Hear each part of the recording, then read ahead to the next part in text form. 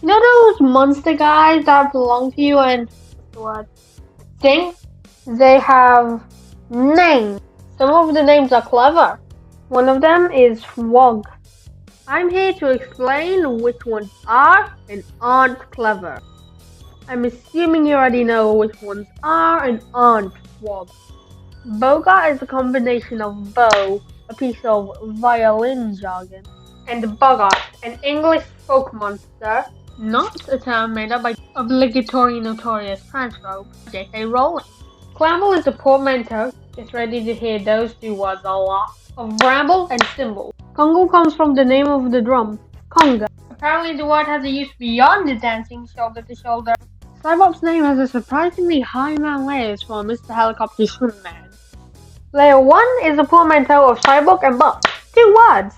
The second layer comes from Cyclops and the first half of the word propeller. I want to say 1.5 words.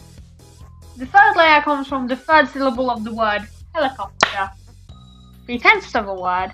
This all totals out into 3.8 words. Dandy-doo mostly comes from the weed dandelion and its song do. However, it has also been theorized that the thing on Dandy-doo's head could be some variation of a head. Perhaps based on the dandelion seed, a dandy-doo? It is a corruption of DJ. According to the MSM wiki, the G part comes from the fridge speaker thing, which sounds dumb, but also plausible. Grumpler is a portmanteau of drum and, part of the name of folklore character Rumpelstiltskin, the guy who was in Shrek and presumably other things. The MSM wiki may try to tell you that it's just an abbreviation of drum player, but you know better than to believe their lies. And brat is the word ant, and then the word brat. According to an interview with Card.com, which I'm pretty sure is a company that sells novelty credit cards, Monster Handler Chris based Ant Brat.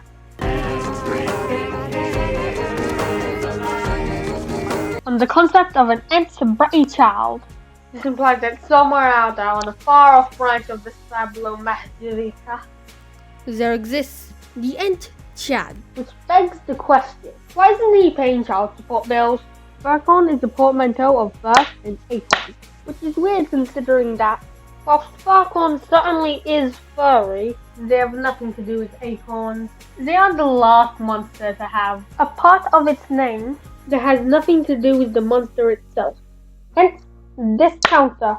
Wog is derived from rog. Crazy, I know. With the W possibly coming from wow wow wow wow wow wow wow wow wow. Side note, the late MSM wiki page, Monsters Names Origins, it was specified that Frog was frog, and I quote, in the way Elmer Fudd would pronounce. What does Elmer Fudd have to do with this? Let him hunt his rabbits in peace, my guy. Mammoth is the word mammoth, in the way that a person with no knowledge of diagraphs would pronounce it. Also, in that counter we set up in Furcon section, more is one of several words for mouth. Words such as gob or mouth. Noggin comes from the English word nochin, which means head. This is because Noggin's head is their instrument.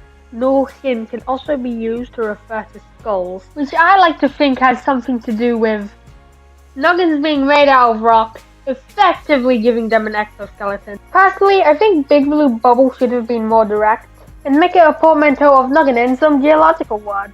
That would have been rockin'.